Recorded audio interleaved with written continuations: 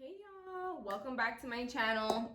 I know you guys probably hate me because I was like, oh, I'm gonna upload a new video every week and I'm gonna be so consistent. And I went on a hiatus.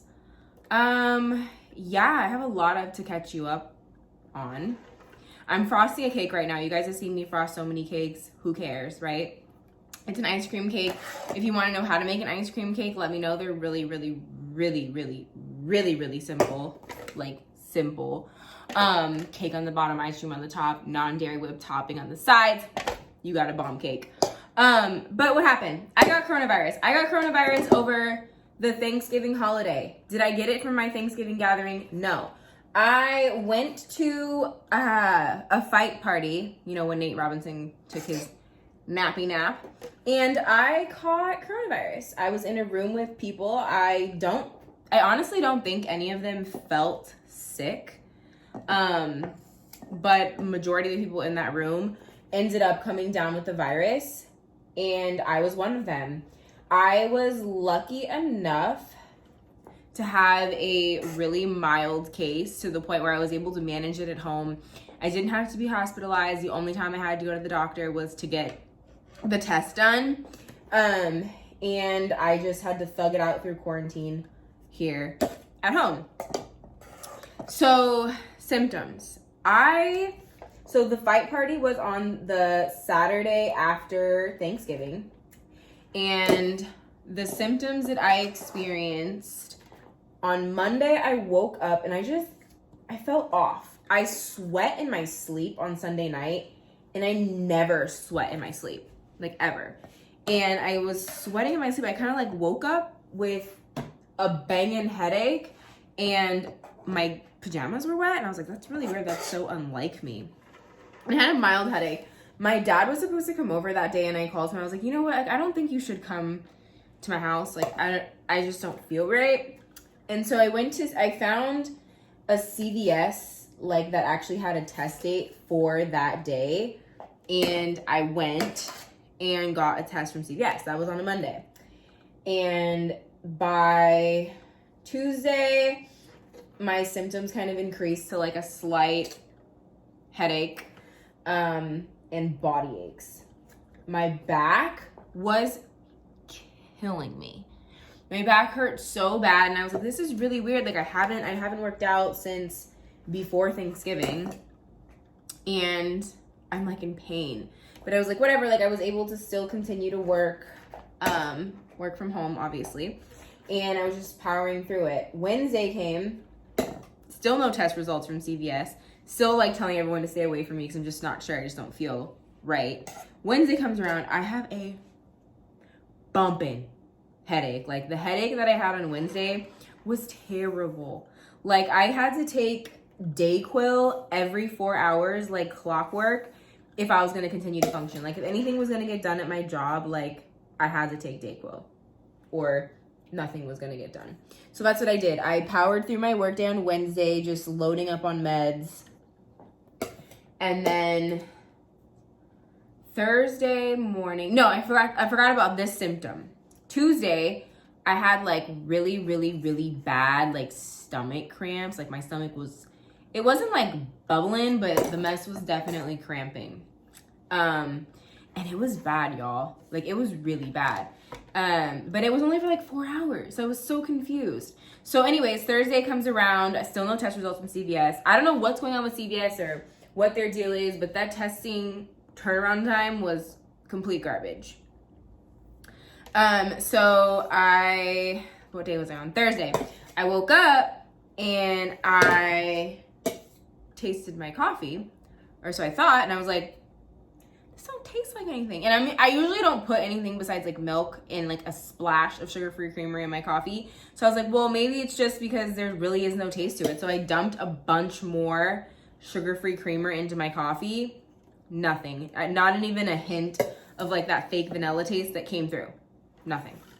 Then I was like, oh God, this is for sure the Rona. That's the same day I found out that someone else at the party actually came down with the mess. Okay? So here's me Thursday. I took a test on Monday. Still no results. Feeling off all week. Still able to power through work. anxiety through the roof. Find out someone else got it. Call my doctor. Like, look, this is ridiculous. I've convinced myself that I have it. I don't know if CVS lost my test results or what, but it's been way too long. Can I come in for a test, right? She was like, yeah, sure. You can do a rapid test or you could do a 3 to 4 day turnaround test. I was like, I'll do a rapid test because at this point, like, I just know it's going to come back positive. Like, I was way too close to this person at this party, and a lot of other people at this party that were at this party with me don't feel well. Let me go get tested. So I went to the rapid test. Lo and behold, it came back positive. The testing experience, hold on, I need to freeze this for a second. The testing experience was interesting. It kind of just made me sneeze. And then she gave me the paper back and she was like, oh, you have to quarantine for 10 days. Anyways, you have to quarantine for 10 days and then you can be around others if you have shortness of breath. Actually, I made the paper too, guys, because I still have paper. So these are the directions I got because I was having mild symptoms. I was managing it with over-the-counter drugs. She told me to just keep doing what I was doing, basically, and that I had to wait 10 days before I could be around others. So you're supposed to go get medical care stat if you're experiencing any of these symptoms, per the paper that I got. Was persistent pain or pressure in your chest, new confusion, and inability to wake up, which, doesn't that mean you're dead? Anyways, inability to wake or stay awake. So I guess like severe fatigue. Oh, that's another thing. The night's sleep I was getting when I had COVID, your girl was knocked out. I haven't slept that hard in so long. And the weekend that I was on quarantine, I just laid in bed and watched TV because I couldn't do anything else. And when I tell you the nap, I've never slept that hard in the middle of the day ever. So that's true. That fatigue stuff is true. And I didn't feel it until I like laid down to like actually go to sleep is when I realized like, oh wow, like this is real. I'm tired. Blush lips or face and trouble breathing or shortness of breath. So you're supposed to stay in a separate house from your household members. I live alone. So that was not an issue with me. And wear a mask when around people if you're able to. So, and then if you have mild symptoms, you can be around other people after at least 10 days since your first symptom appeared, or 24 hours 24 hours with no fever and without taking fever-reducing medication, i.e. Tylenol. But here's the kicker.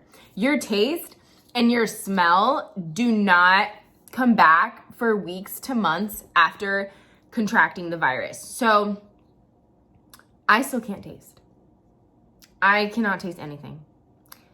What can I taste? Nothing. I like this frosting right here.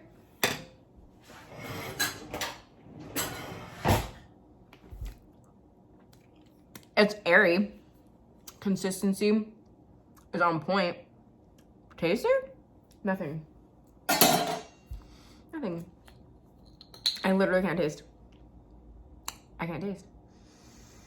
And it's really sad because I go to food for comfort and I can't go to food for comfort because what's the point? I can't taste it.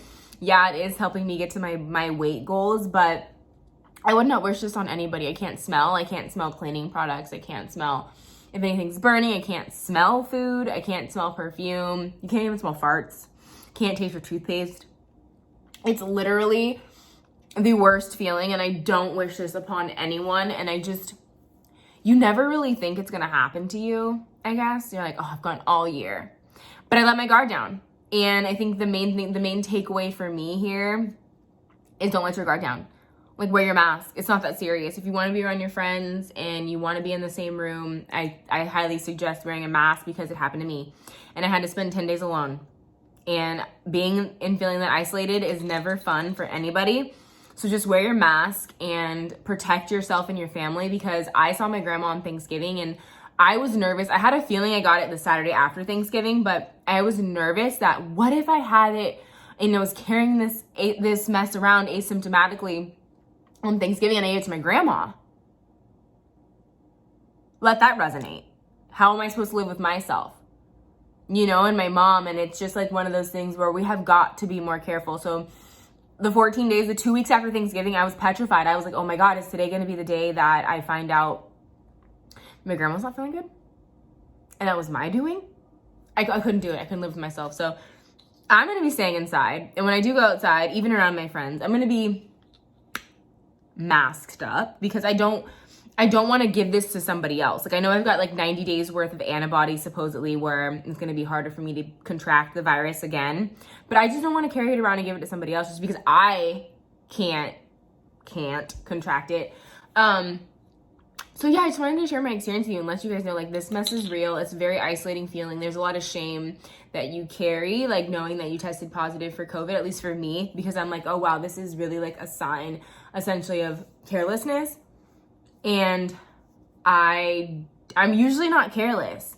And it really does have a more so of a mental effect on you, because I know at work and stuff, like, I kind of was messing up. Like, I made a few, I don't like messing up. No one does, but I'm very type A, and I made a few kind of like grave mistakes in this period when I had it. And I in hindsight, you know, had to fix a lot of stuff at work, and I regret it not saying something and letting them know, because I feel like if I would have let them know, I would have gotten, you know, the necessary time off. But like, for me, it was such a mental game where I felt like as if I was still working and I was still doing something, you know, Monday through Friday to stay productive, that it would keep my mind off the fact that I have coronavirus. So I just wanted to come on here and share my experience with you, let you guys know why I've been MIA. It's been a lot going on, and I just want you guys to wear your mask because this sucks. I still cannot taste my food. I would give anything to taste a burger right now, but I can't taste it. And I don't know when it's coming back. And I even tried the whole TikTok thing where you take an orange, burn it on a gas stove, peel it while it's hot, mush it up in a cup, sprinkle brown sugar on top, and eat it. I tried that to get my taste buds back because, like, I'm desperate, but it didn't work for me. The only thing that did for me was I had the bubble guts like nobody's business. That thing really messed up my stomach. So yeah, I just wanted to come out here and say that, like, yeah, I got a little too comfortable and I let my guard down around some people that I thought were taking the virus equally as seriously as I was, and it was a safe place. And looking back, I just wish I wouldn't have done that. But I'm also grateful that when I did have COVID, I had a support system of other people who also tested positive for COVID. So we kind of were like sharing symptoms back and forth and like, what's going on with you? What's going on with you? What day's your release date? And oh, one more thing. The county called me and was like asking me all these questions and making sure that I was isolated. And they have funding out there, you guys. If you do catch this virus, I don't know if it's every county, but I'm sure majority have something to do to help you. So if you're unable to work, not only should your job give you the 2 weeks off, but the county may have extra funding to provide to you to make sure you stay on track and that you can actually quarantine. They can also give you cleaning supplies. They gave me like cleaning supplies, masks, a thermometer,